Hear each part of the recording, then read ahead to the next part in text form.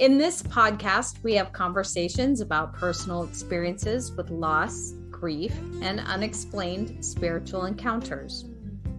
Whether it's a dream, a visit, a vision, or a newfound life after loss, we believe life and love never dies. This is Surviving Death and Dying With Trisha and Misty.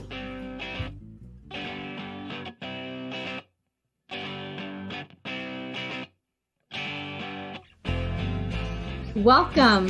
When we lose someone we love, it can be unbearable. Yet we are still here, alive, and on this planet, and we have to find a way to carry on. We don't have to do it alone, but we do need to let ourselves experience the grief while also remembering the ones we love. Keeping those we've lost alive in our hearts can be done in so many ways. But no matter your religious beliefs, being open to signs, sensations, and visitation dreams can bring you peace and healing. And we love to talk about it. So today we'd like to welcome a listener to our show, Rodney Dube from the East Coast. Welcome, Rodney. Hello. Hi, thank you for having me. You've got a great radio voice. So it's perfect. Thank you. So Rodney, it's really good to have you. Trisha and I are curious to know what inspired you to reach out to us and want to share your stories. Well, I mean, to be honest, I have stories. And it's kind of one of these things where not many people want to openly talk about it. And for whatever reason that is, it could be they don't just feel comfortable. It makes them, it makes them feel kind of whatever the thing is. But I thought, I've got enough kind of things that have happened. I've made notes of it. And if anyone's willing to listen to me, I'm willing to share. So it's simple as that. Who was it that you've lost where you relate to this topic? Both my parents have passed. My parents, age-wise, were 16 years apart, 16 and a half years apart. My father passed at age 89 in 2002. And then my mother passed away in 2016 on Mother's Day at age 86. Those were obviously the two main, losses I've had in my life. My aunts and uncles, they're my father's brother and sister have passed. My mother's sister currently is still alive. She lives in Germany. My mother's German. She used to speak with a German accent the whole bit. Mein Rodney, how are you? Oh, the whole bit. And my dad was from New York, and he used to talk in a big kind of New York. Let me tell you something. You need to clean your room, Rodney. I know, yeah.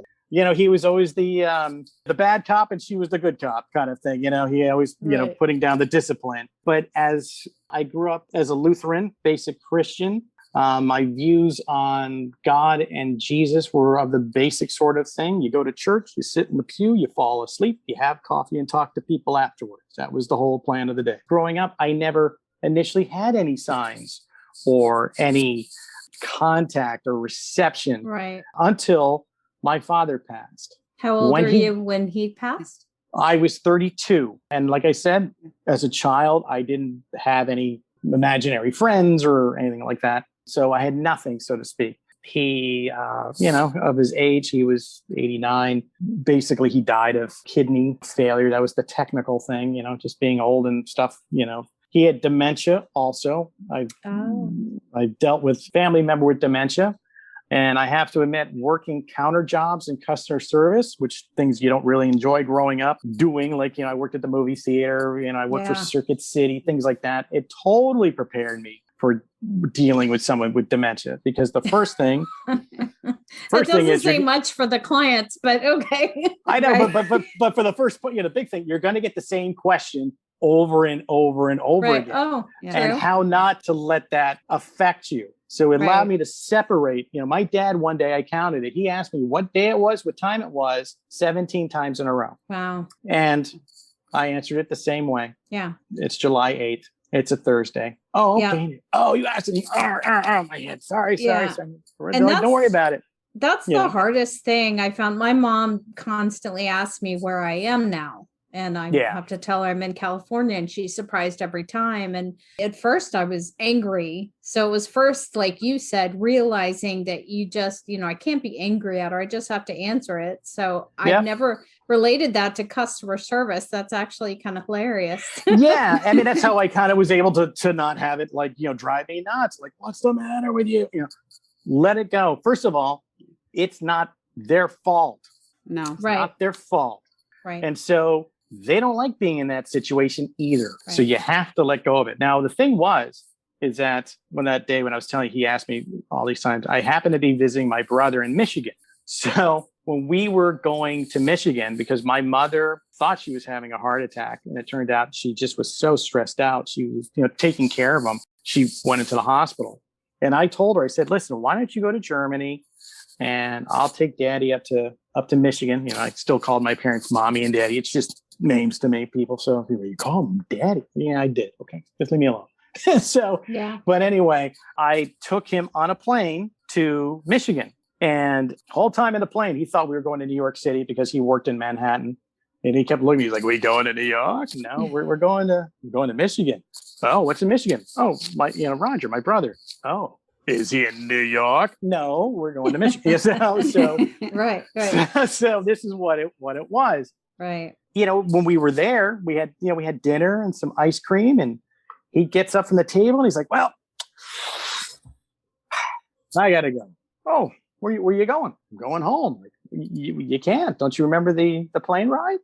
No. Oh, well, why don't you stay? Come stay. We're going to have ice cream. Oh, we're going to have ice cream? So I had to do these sort of tricks to kind of, let's play the game. Him. Right. And so my brother, he played piano all his life. He started age 5. And it was because my uncle used to play the piano in movie theaters as a silent, the silent films. He was the piano guy. Oh, wow. And he would practice. They had a duplex in New Jersey, out in New Jersey there. And so the kids would play under the window, listen to his uncle playing the piano. So he as a child saw these kids playing, and he's like, that's kind of cool. I want to do that. So even in his dementia, he knew 34 songs by heart. Wow. So my brother had a electronic keyboard. And so I actually recorded him into the computer, all his songs. That's I said, do me a favor, go this one, and then this one. What about the Rustlers of Spring? Oh, what? Oh, yeah, okay. And he would crank right into it. But then again, he couldn't remember what day it was. Right. So, but I finally convinced him that we were in Michigan. And this took about 3 or 4 days, and I'm on a 10-day vacation with him.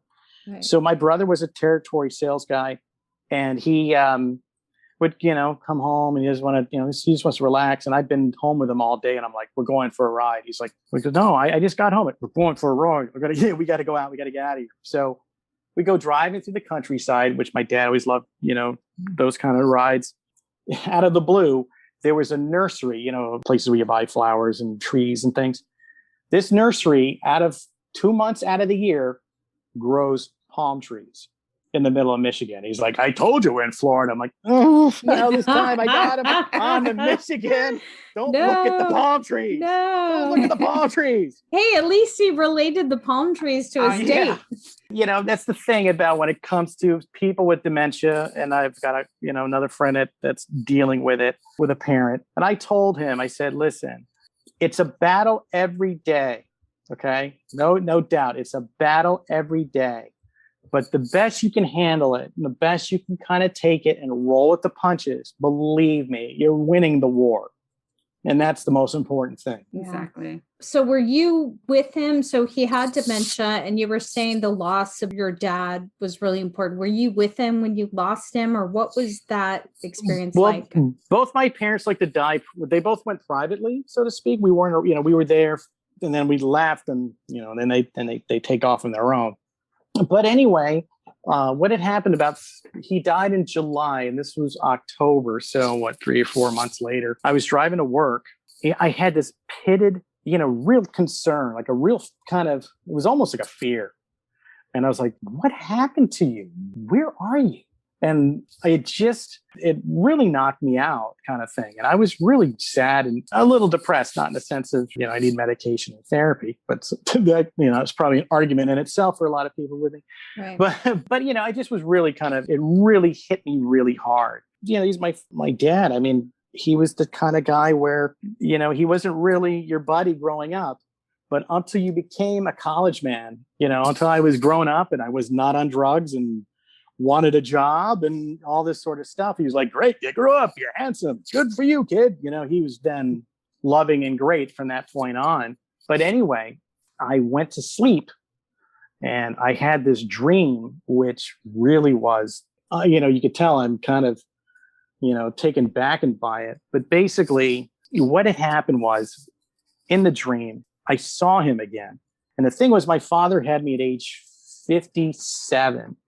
So when I saw him in this dream, he was translucent, kind of like, Obi-Wan Kenobi is in Star Wars. You could see through him. He's all translucent. He looks happy as anything, the biggest smile on his face. He's glowing from the waist up. Everything from the bottom was a glow. He had no legs. And so I went to go hug him.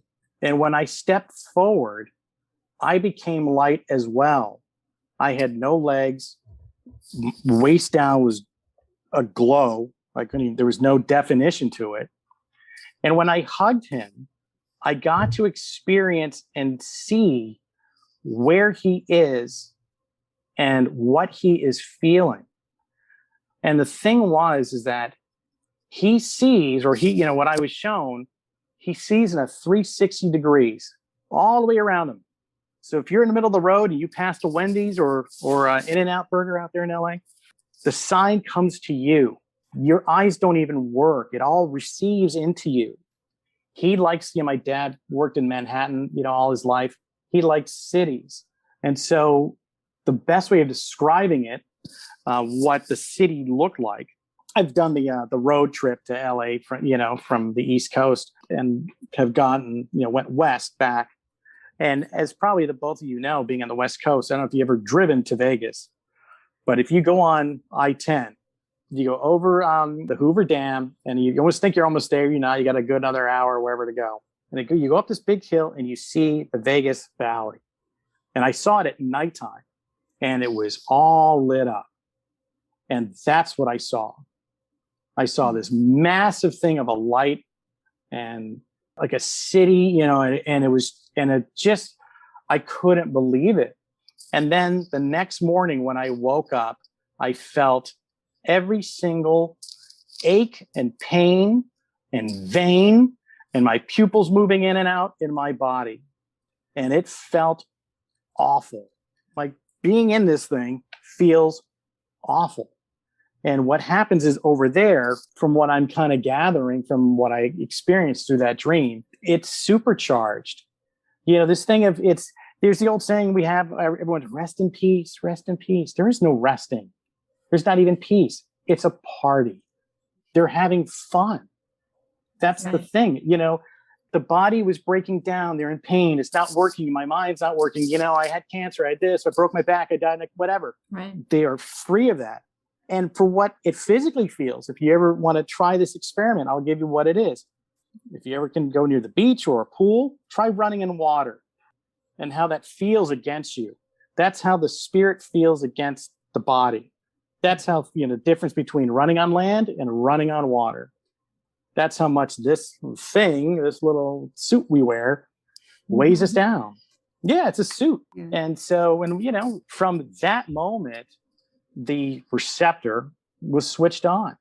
And occasionally it has come on and little things happen and little things get shown. And, a quick one was that when his brother, my uncle, died, my uncle was very gregarious. He was like Barney Rubble and kind of short guy, same kind of thing. Laughed at all his jokes. Same bit. Very much Barney Rubble. So when he passed, it was a big deal, because again, we're all at his house and we're out there for the little meeting, the wake, whatever it was. And we're all just like, gosh, I can't believe this guy is gone. And we were just in shock, because he was just his personality. And then the lights went off. We heard the breaker trip, and the lights came back on with another snap, and the mood in the room totally lifted.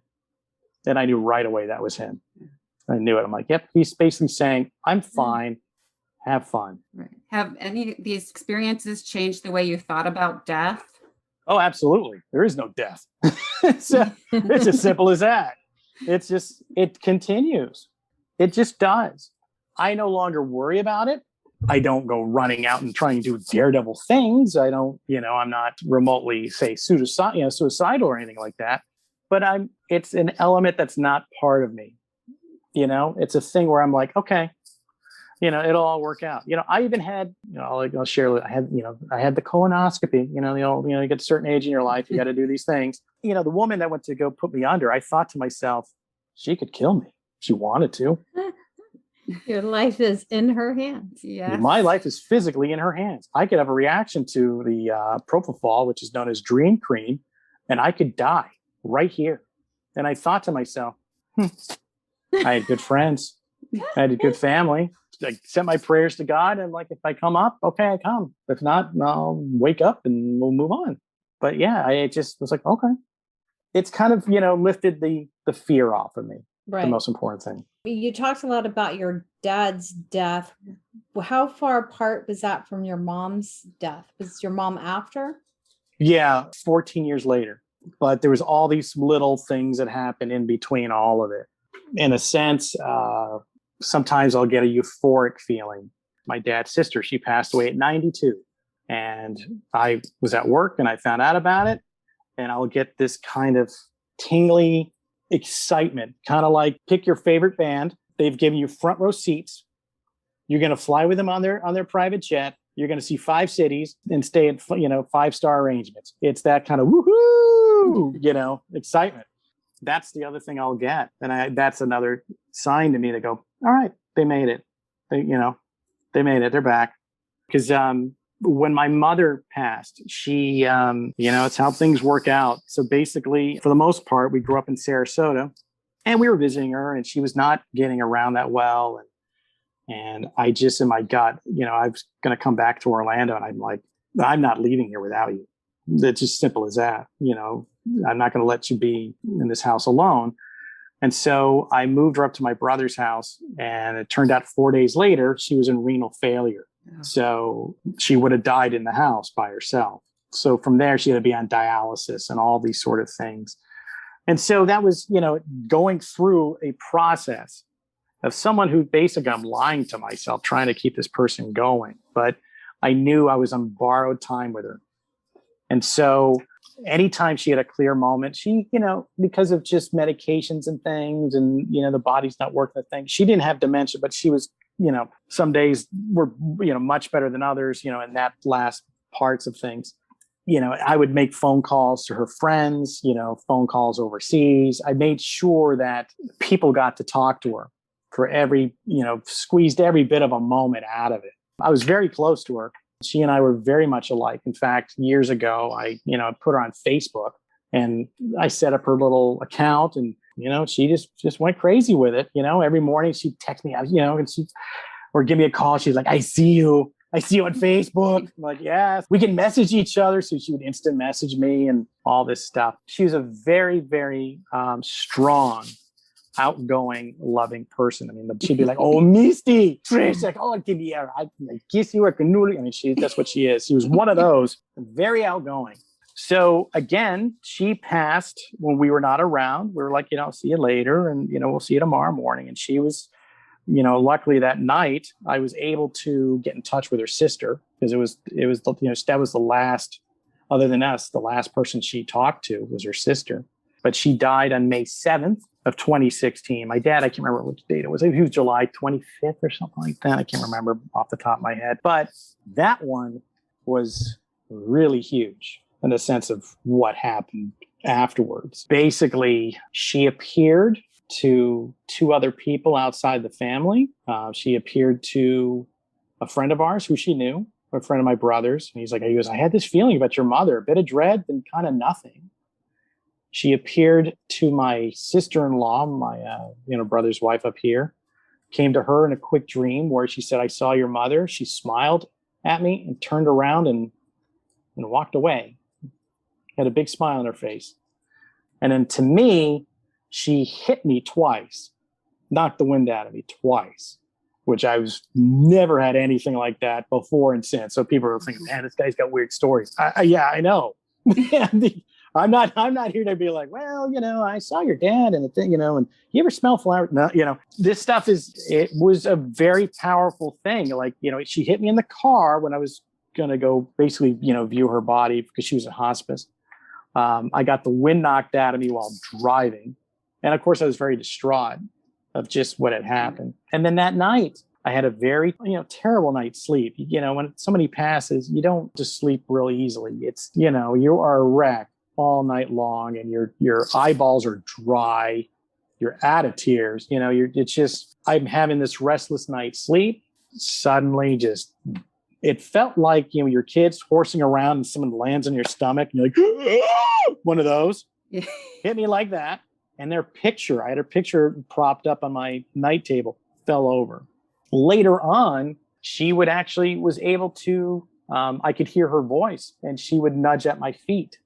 She's like, but the difference was her German accent was gone, but it was her voice. And she's like, I see you. Rodney, I can touch you. I can touch you. She was having a ball. She was loving every bit of this. And I was really tired. I'm like, Mommy, I'm asleep. I'll talk to you later. Just let me sleep. Did she appear in any of your dreams, like your dad, or?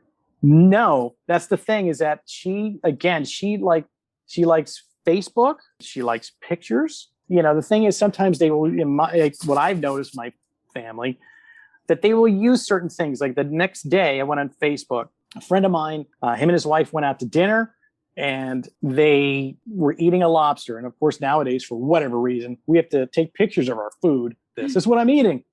Great. Okay. My mother's all-time favorite meal in the whole wide world is lobster. Okay. And that's the first image I see in my Facebook feed. I feel sorry for lobsters because that poor woman, she would take 3 to 4 hours and, there was nothing left of that crustacean. We were falling asleep at the dinner table in restaurants. We go home. She's still, this is good. I love my life.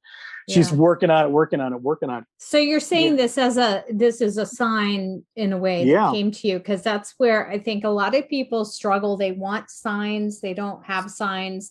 And I do believe part of it is being open to receiving and recognizing them. Yeah, but the thing is, it's on the person's time frame. Both my brothers are not like I am. I have a brother who's very involved in this church and Christian stuff. And, and he believes me and everything else, but he's kind of like, he doesn't, he's very kind of old school about it till one day he had a dream about my mother. And he got to hug her again. And then from there, he goes, I get it now. I said, yeah, anything I'm telling you, I'm not trying to say what you're reading is false or what, nothing like that. This is like, I'm just trying to tell you, this is real on that end. And it's kind of like trying for people to understand. It's like taking somebody who, grew up in a small little mountain village in the Andes mountain and dropping them off in the middle of Disney World. It's just a whole thing of sensory overload or whatever. They don't get it. They don't get it until it happens to them. Until it happens to them. And my other brother is in the military, and and he's sometimes they for their training they have to view cadavers and things. So he's always wanted to talk to me because I cheer him up. And he calls me up one day and he's like, I get it. I get it. I get it now. I get it. I get it. It's a suit. I get it. I said, yeah. These people pass is what they were in, what they wear. But to the other side, they are having a party, a reunion. Actually, the next day after my mother passed, it was Sunday, it was Mother's Day. We went to church. Found a church up the street. Again, I'm completely emotionally raw and beaten up. There was, like a group of 20 somethings. And these were like, the 20 somethings had children, they already were parents, that kind of real young, and everyone is dressed up and there's like 20 of them. and they got their little kids and their little dresses, and then, little young little man's got his little bow tie. I mean, adorable. Everyone's, churchy, just dressed up nice and church-like. And it hits me because, one, I couldn't believe what I was seeing. I was actually seeing their glow, which was, I've never seen that before and since. These people back up. Mm-hmm. Explain that. You were seeing what? These group of kids were radiating with such happiness. They had a glow about them, and not just you say, oh, you have a glow about you. They actually were kind of glowing. Neat. It was really weird when when I feel this stuff, I always do double check. Am I getting this? Yeah. And then it dawns on me. Then the signal comes to my head of what this means. I'm like, oh, this is they're having she was having a reunion, and they were laughing and carrying on, and they laugh about everything, how they died. I died of cancer. So did I. You imagine that, it's just, to them, it's nothing, but they are laughing and having fun. And that's why I keep saying, rest in peace. No, there's no resting. They're having fun. Why, if your body is breaking down and it's not doing well and you're sick and all these sort of things, what's the last thing you want to be doing? Taking a nap? No, you want to go off and go have fun and go explore the universe and talk to God, or, go see John Lennon play his guitar. I mean, you want to, do whatever that's on the other side, and do things like that. These kind of experiences help me, take the grief down. It never goes away. I mean, the grief is on our side. The celebration is on their side. That's kind of what it is. And for someone to grieve, everyone's process is different. It takes a while to get through it. And, some people do it quick and they move on and they're like, I got to move on. That's how I got to, And in some people, it's, it takes a while, like, months, probably a couple of years. I think about them every day. They're never gone. They're never away, but every day I think about them. Did you get other signs from them besides your mom hitting you and all that kind of stuff in the dreams? Yeah. One of them was, I like doing photography, photo scanning kind of things. Like what I'll do is I do a thing for fun. I do the print versus the negative. Luckily, my family kept everything. So I'd find the paper print, and then I'm like, oh, we got the negative. I got a professional scanner. I can scan it. So I said to myself, boy, it'd be great if I found one of my mother of a negative, which most of the stuff, is stuff that she had from Germany in early days of coming to America and all that sort of stuff. And it turns out she had a boyfriend, and my mother used to model. She was a dress runway model in the garment center. But anyway, I was thinking about it. Boy, I wish I had a negative. Sure enough, what do I find? A negative. I get to scan a negative. And so, yeah, it's like that. She'll find a way. They always do. I can't find something. Mommy, help me find this. Next thing you look under. Thank you. There it is. Yeah. And you said this didn't happen to you prior to losing your dad. You had none of this. No. Did you not even know of it or believe in it? Or tell me what Rodney was like prior to your dad. What's little Rodney like? Well, little Rodney, I was all in, of course, Star Wars and comic books and, sci-fi things and Indiana Jones, you name it. But, the only thing that did happen in my youth that was different was I was creating my own comic book character. I taught myself how to draw. Came up with this guy, and he shoots lasers, whatever. And of course, he's got to have a secret identity. And I had a name, and I'm like, I kind of like this name, David Mahoney. I just like that last name, Mahoney. That's kind of cool, Mahoney, whatever. So my dad's like, oh, who's this guy? I said, well, his name's, whatever, Phasar, does these things, And he's his secret identity is David Mahoney. He's like, what? I said, Mahoney. What's his last name? Mahoney. He goes, huh? I said, well, what's the matter with that? He's like, well, that was, his wife Margie's maiden name. I might have heard that, over the years being small, but other than that, that was the only thing I would kind of remember that might have been, now when I look back upon it, a little bit more connective. But other than that, no. I mean, it was standard stuff. Let's go play with the Star Wars figures. Let's go watch movies on VHS. And I had none of this stuff, none of it, until my dad basically opened that door. And then from there, stuff started to kind of happen. And my mother knows that it happens. And she was all excited. She's like, Oh, wait, was your mom aware? So she died 13 years later. Did you talk with her about your contacts with your dad? I did. I did at one point. I did. And so it was, it was actually like 3 to 4 years before she passed. So she knew, but everything else before that, any of the other kind of signs of things, no, I didn't tell her really much of any of that sort of stuff. I just, just kind of just didn't. It wasn't like I'm trying to, hide anything. I just kind of just didn't. Because a lot of times you're kind of going, am I nuts? Is it me? Exactly. I mean, and I have had 2 outside validations of it. The first one was, again, I kind of like subjects like this, spirits and Bigfoot and UFOs, and all that fun stuff, so to me, it's fun stuff. So I was, looking for something that kind of just people that contacted the other side as well.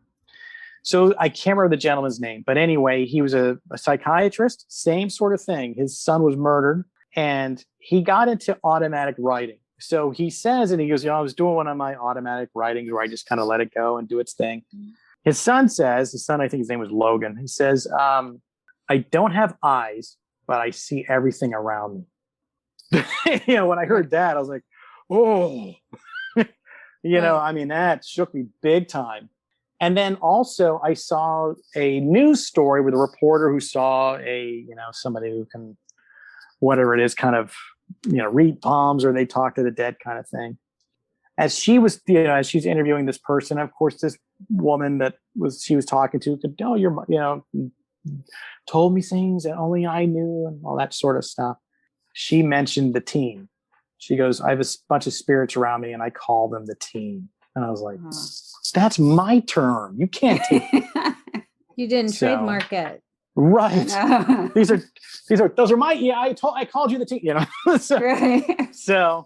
Well, and that seeing all around you is often referred to also with that third eye, just as we don't have to have our physical eyes to see. When you dream or you close your eyes, you're not using physical eyes to see anything. Correct. But like I said, it keeps continuing. Other ones, like I got the euphoric feeling, which was when my mother was in wasn't really a nursing home. It was just more of a care home. She was always getting roommate du jour. If this person would leave and this person goes, and she was constantly a different person next to her. And of course, you kind of get to sort of know these people. And these people have all kinds of problems, whether they're sick or they got memory issues. And she was next to this 92-year-old woman. And for whatever reason, I'd walk by and this woman's like, nobody likes you. I just want you to know nobody likes you. Okay, thank you. Thank you. Right back at you. Thank you. I'd be talking to my mom and why are you here? I'm talking to my mom, that kind of thing. And of course, they put on like Me TV or, like those sub channels you always have that always play sitcoms, like the worst. You don't get real TV. You get something that they barely can, get in on the rabbit ears. So the sitcom Reba was on. Now, I never got into Reba McEntire at all. She's got a sitcom, good for her, that kind of thing. And out of the blue, while that was on the show, they started to sing Ave Maria. And it literally, I went, oh no, because that was one of my mother and father's favorite songs. And I'm like, we don't got time left. They're going to come. They're here to pick her up. I'm like, oh no. It turned out 3 days later, the roommate died. They picked her up. And so when I found out that woman was yelling at me, it died. I still giggle over it because it made me giggle because I started to get that euphoric feeling. And I'm like, you died. That's great. But I don't mean it in that way. I mean it as you made it home. Yeah. You're free of that physical You're suit. free of this thing. And she'll probably one day like, I know you. Yeah. And thank God when you see what they go through with dementia, that there is an escape from that. Total escape. Yeah. A total escape. I have another story that's not a friend, and I'll keep everybody's names on the private, but I'll tell the experience here. I read this on Facebook where I had a high school friend. When I caught up with her at the reunion, the 20th reunion, she was battling cancer. She had cancer in her mid-20s, and she spent 15 years battling it, this kind of thing. And she worked and raised her daughter and all kinds of stuff. She eventually, she passed, and her husband put this story up. Basically, kind of the way it goes, his neighbor comes up to him and says, "Hey, listen, I got a couple of tickets for this big time country group. Gets these tickets, for the concert," and decides to go with this person, and they're really good seats. And of course, it turns out it's like, one of his favorite bands, and he's pretty close where he's at. And there's a certain song, and I don't know the song, but it just hits him like a ton of bricks. And he goes, "I'm bawling." And so the guitarist looks over at him, gives him a wink and a smile, and I think he threw him a pick or something like that. Saw the kind of shape that he was all just teary-eyed. And I'm like, dude, man, your wife totally put that together. I mean, that's come on, man. Yeah. That's the thing. It's like, again, this is what kind of happens. It just, they'll, do these sort of things. Other people, like I said, some people can take it. Some people kind of can't for the time being. Another one that happened to me, the euphoric feeling one. I was here at my apartment, and I'm a big time Phil Collins Genesis fan. And I was listening to a song off of the Genesis album. The song is called "Since You've Been Gone." I think that's what it is. I've heard this song forever in a day. Doesn't hit me. Never does. Even when I first heard it, it's a very sad song. And it was written for Eric Clapton and his son Connor. Son Connor actually, as a 4-year-old, fell out of a window in New York and died. They were all friends with him. They decided to write a song for him, and they played it for him, and they shed a bunch of tears. I've heard this song since 1992 when the album came out. It's never hit me. It's just like, oh, it's a sad song. And so when I was listening to it, I started to get, teary-eyed. And I mean, I've heard this song. I've had this since 1991. I never get teary-eyed during this song. So I was like, what is this about? Well, man, I thought, maybe I'm thinking of my mother. I'm thinking that's probably what it is. Yeah, it's called "Since I Lost You." And some of the lyrics, my hearts are in pieces, since I lost you. It's a very sad song. Anyway, I start getting emotional over it. And I'm like, well, that's weird. In a sense of, oh, my mother's been gone for 4 years. I mean, yeah, but, well, maybe it's her. And I, went about my business, went to work, and got a group text, from a friend whose mother died. I didn't process it then. And then later on the day, I started thinking about the song, and I was emotional. And then, I'm like, wow. And then so-and-so's mother died. And then I started to get that feeling, and I'm like, oh, that was you. Got it. Right. Are you now always sensing before someone, is that what you're telling us? Is you're sensing before someone passes or when they pass? No, I can't save your life. Misty, don't get on the plane. No, okay. I can't do that. No, but it's just, like I said, it's a thing where it's just a feeling you get, right? Like it's before. Just, it's like being, Misty knows this from living in Florida. Maybe you may know this from being out in California. It's kind of like picking up Cuba in the middle of the night, on an AM radio. It's like you're not looking for it, and also it's like, you start hearing Spanish, like, oh, it must be Cuba, that kind of thing. But it just comes when it comes. That's the thing. In fact, another thing that happened to me that was very profound, I'll say this, it was pretty big. I used to do, improv comedy, and I used to try to attempt to do stand-up comedy. Believe me, I failed at it plenty of times. It's okay. Okay. And so in Orlando, there's a great theater, in fact, where Wayne Brady got his start, and it was SAC Theater. They started a stand-up comedy class. And so what I wanted to do was find out why things worked and why things didn't work. So I signed up for this class. Thank God it was on a Sunday night, because most nights I can't do it because I work nights in the middle of the week. We're doing TV work, TV news. Right. So I usually don't have time. I signed up for this class, and it's a thing where I realize, okay, when it comes to this sort of thing, I have to work on it. I just can't do it off the cuff. I need to really kind of do my homework, practice, rehearse, the whole thing.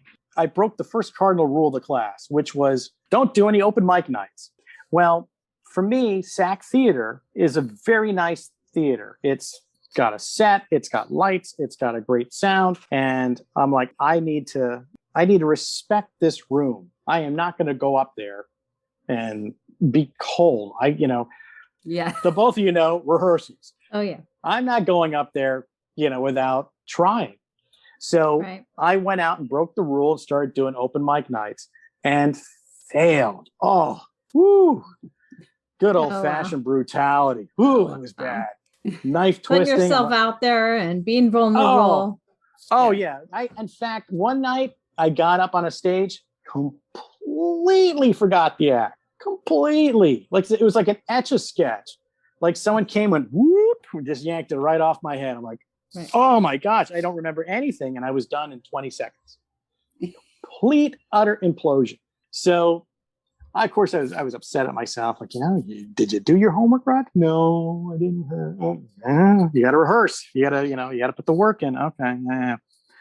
So we finally get down to our graduation, so to speak.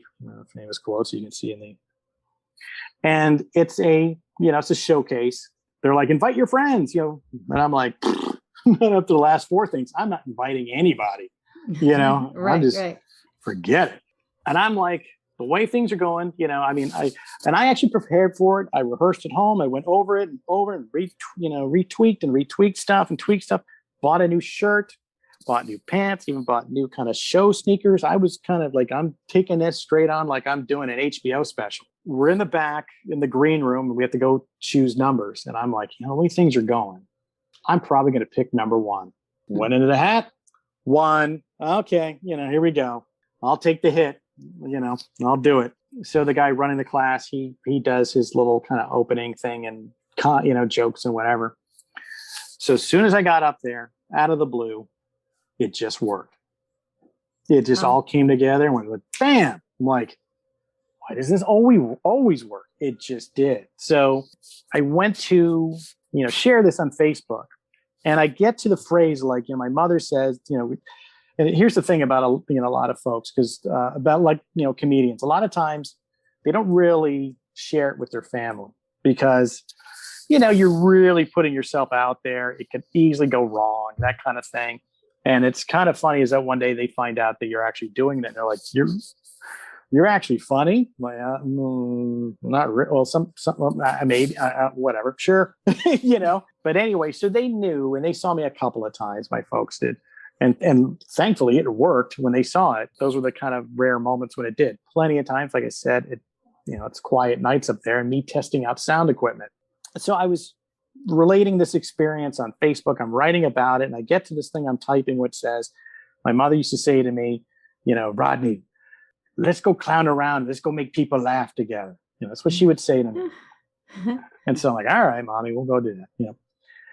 And I start to get emotional. I'm in the newsroom in my TV station I'm working at. And I'm like, I got to get out of here. Because this is, you start doing the old, it's coming up. And I'm like, I gotta go. So as I'm walking out, I work for, a Fox station because at the time, Bill O'Reilly was on and he's doing the thing of, the war on Christmas, because this was at Christmas time when this happened, around Christmas, I should say. So I go out in the parking lot. I'm by myself. I have it out. Let's put it that way. That the whole thing, because it suddenly dawns on me that this whole thing was their thing. They gave me a gift. So, they meaning the team, my parents. Yeah. And anyway, so I say to God and Jesus, and I go, well, that probably wasn't you guys. There's no way you can give me a sign because it was nighttime and it was cloudy. And I'm like, there's no way. And I beat you. There's no way. As I go to walk back inside, I see something on the ground. And I picked it up and I have it on my refrigerator. It's beaten up. It is run over multiple times. It's got dents on it everywhere. Not one piece of it is perfect. It's a little tiny metal cross. Oh, yep. Amazing. And I knew. Yeah. What an amazing feeling, though, to get that.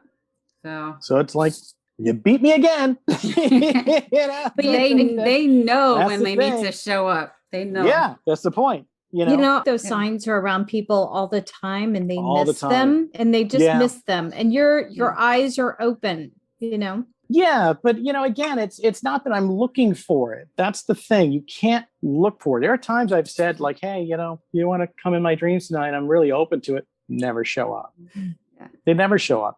They show up when it's poignant. They show up when it's needed, or they will show up to let them know that they're around.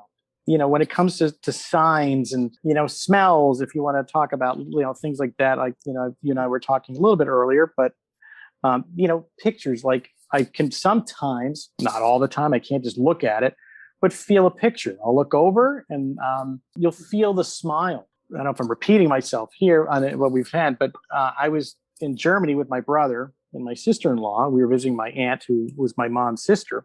So anyway, my mother is a East German girl. She fled from East Germany to West Germany. They had to go through all the Nazi stuff, and then the Russians came. It was not a good time at all. And they went to a town called Tegernsee. Now, Tegernsee it's in Bavaria, so it looks just like, a postcard.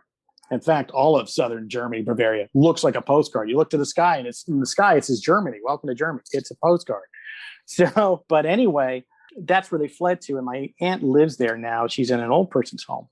Seeing her again meant a lot. And she's got dementia and she knows English. She was actually one of the first stewardess, international airline stewardess for Lufthansa when they started doing jet air flight back and forth to the US.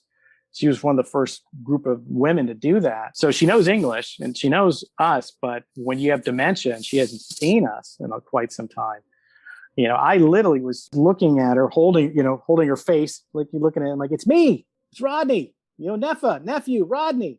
And she's looking and she's like, Rodney, is that you? And so she came out of the fog and remembered us. Nice. Yeah, we were talking about my mom. She's like, oh, your mother was so warm. My mother was very warm. She was a lot of fun. But anyway, upon visiting with her and getting drunk with her, yeah, she's like, here's some wine. You're like, I'm a lightweight, by the way. And it just, just hits you. Like, oh, it was great seeing her. But on our drive back with my brother and my sister-in-law, we were staying at a 5-star military resort, and we're in the middle of a field, and there's no flowers, nothing, just grass. And as we're driving, kind of giant waft, just, I'm in the back seat with the windows down, and poof, hits me in the face. This big, warm floral smell, warm honeysuckle floral. And I'm thinking, oh, that's probably my mother. Is that her favorite smell of the flower, or? No, it turned out it was my father. Ah. Because when I got back to the room, I had my laptop and the internet and everything. We were never unplugged from the world, really. It's just that, I had a beautiful view of the Zugspitze Mountain, which is the tallest mountain in Germany, the Alps there from my hotel room. The first thing that popped up when I opened up Facebook, there was a woman that my father used to teach her, piano lessons. And there's a picture of him I never saw before.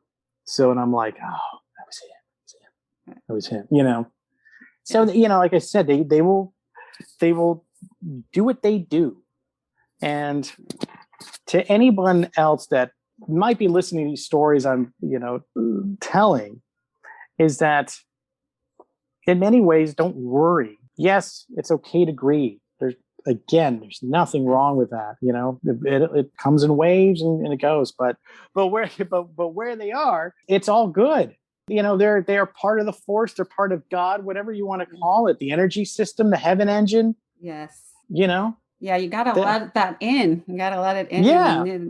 And again, they will only give you signs that you will understand. Yeah. Only you will understand. Yeah. For me, it's like I've mentioned in different episodes, butterflies for my parents, different colors for each one. So I know they're there saying, I'm here with you. Yeah. Don't worry. And that's what gives me peace and calmness, and know that they're okay as well. So, now both your parents have gone, correct? Am I correct in this? Okay. Yeah. My mom passed away in 2012 and my dad passed away in 2019. So it's very recent for my dad. I mean, they like I said, they may show up in a dream. They may use other things. They may use what I'm saying to you here and now. I know Trisha wants more of what you're getting. So any secrets or tips for her? For the dream part, I'm still waiting for that dream. I've been trying to meditate on it and still there's nothing yet. Here's the tip. Be patient. That's it. Yeah. I mean, that's really it. You have to be patient. It'll happen when it happens. And it could be even a friend of, like I had a friend, I goes, I saw your mother. It was like on an HD TV and it was super clear, but I saw your mother. Okay. And I took it that as she went through him to talk to, say hi to me.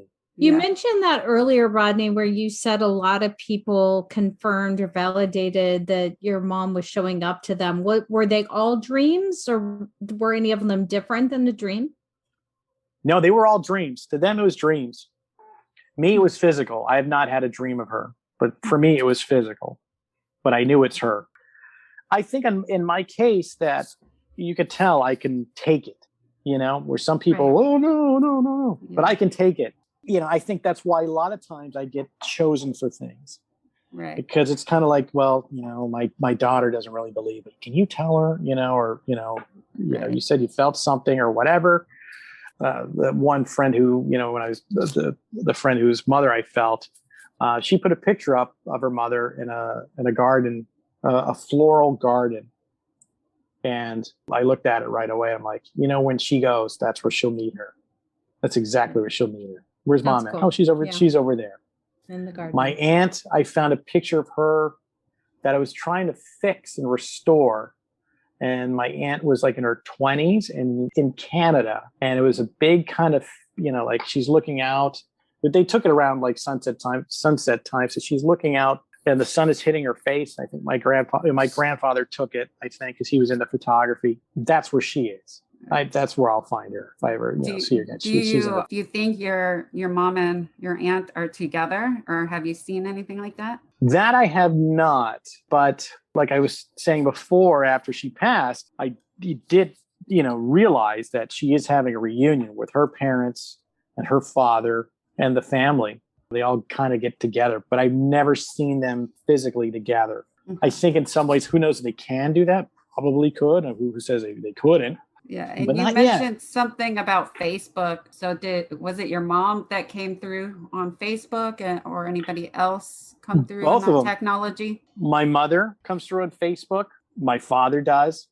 He'll like anything that my father was never on Facebook. But again, people, I found this picture of your dad, or I found this picture of your mom, or, occasionally pictures get, I've got a doozy for you again. Thank God you keep asking me these questions, because I start thinking of things it'd be one of these things where I would hang up and be like, wait a minute, hold on. Yeah. I got one for you. I just remembered another doozy. Oh, this one is a doozy. But so. Wow, we have so much to talk about. We're going to stop this one right here. That's right. Good idea. Tune in next week and we'll pick up where we left off. Thanks for listening. We'd love to hear from you. Email us at trisha.misty.tm@gmail.com. You can also go to our website, survivingdeathanddying.com, for links to the books we talk about. So please like, share, subscribe, and follow. Well, we did it again. We survived death and dying. Another episode. Because we believe life and love never dies.